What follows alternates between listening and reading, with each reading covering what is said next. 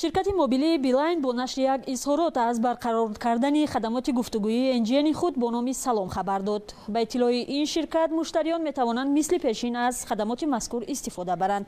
Ҳамаи шартҳои истифодабарии хадамоти NGN мисли пешин боқӣ мемонад. ҳамчунин ширкат дар идомаи изҳороти худ аз муштариён барои сабру шикебоӣ дар ин муддат изҳори сипос карда гуфтааст барои фаҳмидани вазъияти ба мо вобаста набуда изҳори миннатдорӣ мекунем. барқарор шудани хизматрасонии NGN ширкати Билайн ҳам дар ҳоле аст ки чанде пес ширкати Тсел ҳам барои муштариёни худ дубора хизматрасонии NGN-ашро фаъол кард. Дар ин миён ширкати Вавилон Мобайл ҳам эълон намуд ки нармафзори худ барои гуфтугӯҳои NGN худро бо номи Моби Гап фаъол кардааст. NGN ва паёмрасонҳое ба мисли Вайберу WhatsApp ки бо ёрии интернет кор мекунанд ягона роҳи тамоси муҳоҷирони тоҷик бо пайвандонашон дар Тоҷикистон маҳсуб меёбад.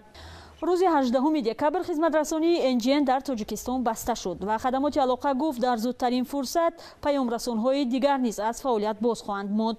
ин тасмим бештар аз ҳама муҳоҷирони тоҷик дар Русияро нигарон кард ки шуморашон аз 600 000 то 1 миллион нафар гуфта мешавад.